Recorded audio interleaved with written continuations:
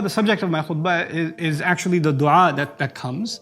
But what I wanted to highlight to you is Allah in fact mentions a very strange situation. Typically you would imagine that the head of the household or the male in the household is going to earn the income. They're going to make the money.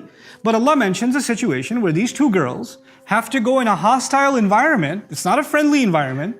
These are men that are not friendly towards women, not respectful towards women. That's why they have to hold back. And they don't have a choice because their father's too old. He can't do it. There are situations in families where, it's not the ideal situation, but it happens. Women sometimes have to work. They have to go seek an education. They're the only one that can take care of the family. That happens. There's nothing un-Islamic about that. That's just what it is. That's life. And there's a reason Allah mentions these things, because these situations occur. And it's not right for us to look at some family situation and say, oh, look, their daughter works. Oh, look, his wife works, etc. And it's not right for you and I to make those judgments. We don't know what their family situation is. In any case, these young girls say that we can't go down there. Musa Alaisalam, I mentioned to you, was a strong man. He just grabbed their animals, went down there, moved the other people around like they're flies, fed their animals, brought them back, and then didn't say not a word to them, and went back, tawalla ila dhil. Then he went back towards the shade. And that's where he made this dua. So this man, who's barely alive himself, saw these two women that needed help, helped them out, and then went back, didn't ask for money, didn't ask for thanks, didn't say his name, nothing. Went back into the shade and said, Rabbi, Inni, Lima, Anzalta, Ilayya min Khairin, Faqir. Master, there's no doubt about it that I, in regards to whatever you send my way, whatever you send from above towards me, any good you want, min khair istanawwu', any good you want to send me, I could totally use it. I'm bankrupt. Faqir in Arabic, faqr literally means for the back to be broken. Okay? When you have so much burden on your back that you can't take anymore and your back snaps. Like some of you work out, if you're squatting, if you put too much weight on the machine, on the rack, you could sense, I can't take anymore. That's actually when you're about to experience faqr. Your back is about to snap. He's basically saying, I am disabled at this point. I'll take any good you give me. I'm in this desperate situation. He turns to Allah and he makes this profound dua. This has two meanings. The first meaning is, Ya Allah, I don't have a home. I don't have family anymore. I'm by myself. I know nobody. I got nothing. The only shelter I have is the shade of this tree. That's all I got. Any rizq at this point, I'm not going to be picky. Whatever you send my way, because by the way, he was raised as royalty.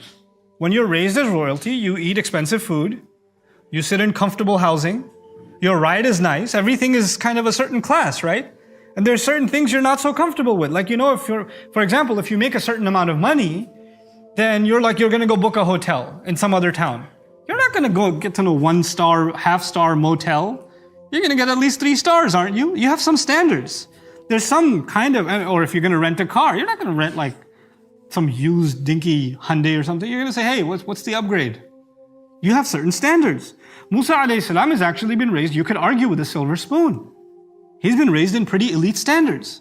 But he's in this desperate situation right now, and he's not picky. He's saying, Ya Allah, whatever you give me, I will take. Whatever of any kind of good you decide, and I know that it will come only from you. It can only come from you because I got no worldly resources left. That's why inzal is mentioned. Rabbi, Inni, Lima, Anzalta, Ilayya min Khairin, Faqir. It can only come from the heavens now. I'll totally take it. I'm bankrupt. I'm not gonna be whiny or picky. This, by the way, by extension, is somebody lost a job. They used to have a high-paying tech job. They were making 6 figures. Now they don't have that job anymore. They've been looking for a new job. A year goes by, 2 years go by, 3 years go by. The savings have run out. There's no money left. They can't even pay the rent anymore. Somebody offers them a job to drive a truck. Somebody offers them a job to work at a grocery store. Somebody offers them a job to drive a cab. And he says, look, man, I'm a programmer. I can't do this. This is beneath me. Yes, it is beneath you. But at this point, it's been 3 years. You need to be realistic. Whatever you can get, you take. Al-Kasibu Habibullah. The one who works hard and earns an income is beloved to Allah. It's not humiliating. Hard work is never humiliating. And just on that side note, I go out of my way, especially when I travel to the Muslim world, I go out of my way if I take a cab or a limo or anything else to make sure I get to know the driver and to make sure I get to remind them that what they do is very honorable and noble. Because this is actually a sunnah of the Prophet ﷺ, to remind people that do hard work that they are honored by Allah. You know what's happened in many of our cultures? The driver, the waiter, the cleaner, these people, they're treated like trash. Like they have no respect in society. The opposite is true in our deen. Musa Alaisalam is saying, whatever job you get me, whatever provision you provide me, I'm not going to be picky. That's a gift from Allah. Rizq is a gift from Allah. A job is a gift from Allah. So now, this is why our deen is so beautiful. The guy who collects the trash, the guy who's cleaning up the bathrooms, all of these people are dignified people because they work hard to provide for their families. They are in fact qasib, and therefore they are Habibullah, they're beloved to Allah. And how can they be beloved to Allah and despised by us? How can we look down on someone who Allah loves? That's the first meaning of this dua. But there's another meaning. The other meaning of this dua is that the word khair can also not just mean worldly good. Ya Allah, whatever food you give me, whatever shelter you give me, whatever job you give me, I'll take it. Khair can also mean good deeds. Khair also means good deeds.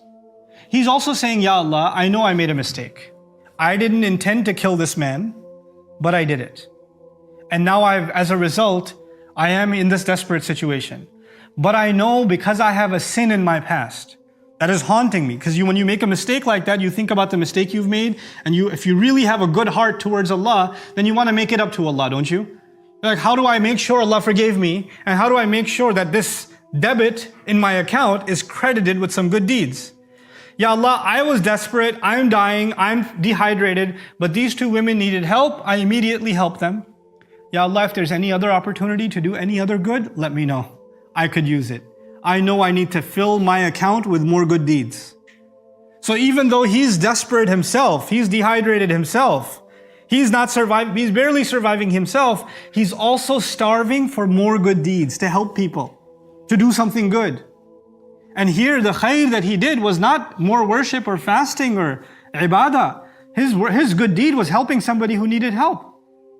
He's in a situation where he needs help, isn't he? Actually, he's far more in need than those two women. But there's something even in his desperate situation he could help with. What are we learning here? You may have a difficult situation, I may have a difficult situation. But even though we have difficulty from one end, we're still very capable of helping others in other ways. Allah has given us, maybe we're debilitated, incapacitated from one side, but very capable from other sides. And you can still provide help. This is the desperation a slave should have, that whatever you give me, I'll take. I will accept. And so from here, what happens in this remarkable story is a fa. فَجَاءَتْ إِحْدَاهُمَا تَمْشِي عَلَى اسْتِحْيَاءٍ. Quran summarizes the story. These girls received help, so they went back home. When they go back home, their father says, why did you come back home so early? You usually wait until all the men are done, right?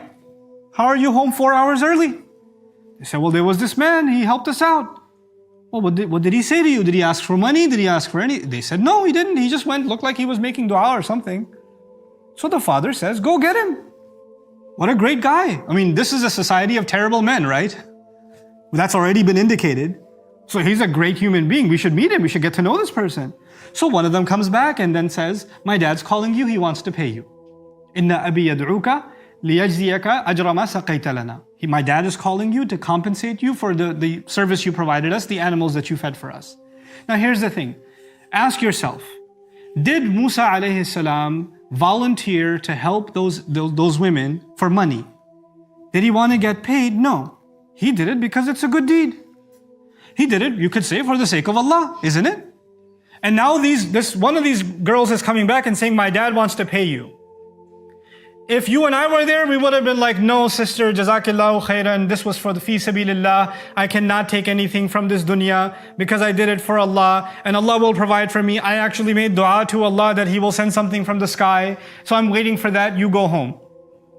Thank you. But thanks, but no thanks. I expect my reward from Allah. Musa alayhi salam is much smarter than we are. He understands, I just asked Allah for help and this girl showed up. And that's why the Quran says he made dua, therefore this girl showed up. فَجَاءَتْ إِحْدَاهُمَا. In other words, that girl offering from her father's behalf that he wants to compensate you is actually the help of Allah. That's the help of Allah. You don't turn that away. He went right away. فَلَمَّا جَاءَهُ. When he got to him, he went to him, and his life completely changed because he took that opportunity. What I'm trying to get at here is that you and I have something called takalluf. We have something called a little bit of hesitation, or when somebody's offering you help, no, I don't. You're looking for a job, you're looking for maybe a loan, maybe you're looking for some financial help, some kind of help. And people are coming, hey, I heard that you're in some situation, I'd like to help. No, akhi, I'm okay, alhamdulillah. You're not okay, dude. You didn't go begging. Somebody came to you. They offered you help. That is how Allah, what did you expect? Allah will send an angel to you? And He's going to come with, golden currency for you from the sky, and then your problems will be solved. This is how Allah helps. This is how Allah Azza wa Jal helps. This is, they say in Arabic, there's an old saying, عِزُّ الرَّجُلِ اسْتِغْنَاؤُهُ عَنِ النَّاسِ. The dignity of a man is that he doesn't need other people. Nobody likes to be in need. I don't want to be in a situation where somebody says, hey, here's $20. I don't want to be in that situation. No, as part of our dignity, we want to be independent. We want to be able to provide for ourselves. It's embarrassing. It's humiliating. I agree with that. And that's something that is an axiom across any dignified society. But at the same time, when help is offered to you, not when you went begging for help, when help is offered to you, then understand that that may be from the rizq of Allah. Then you don't turn it away. Then you actually consider it. People turn away all kinds of rizq. People are coming, you have daughters, they're not getting married, you don't know anybody. Somebody says, hey, there's a proposal. We can say, no, alhamdulillah, we're okay. What do you mean we're okay? You're not okay. If you were okay, your girls would have been married already. You complain about that every day. Now somebody comes forward and you're too embarrassed to accept the help or accept a recommendation. This is us not understanding how dua works. We turn to Allah in desperate times and do two things. We ask Allah, we let Allah know we're not going to be picky. Whatever He gives us, we're going to take. We're going to accept. We're going to be grateful for. And two, we're going to be desperate to do good things. Because the more good things you do, the more Allah opens the door to rizq. That's actually the lesson here also. May Allah Azza wa Jal make us truly understand the spirit of the du'as that are captured in the Quran and help bring the rizq in our life that Allah wants to bring by means of sincere du'a to Him. Barakallahu li wa lakum fil Quran al-Hakim wa nafa'ani wa iyyakum bil ayat wa dhikr al-Hakim.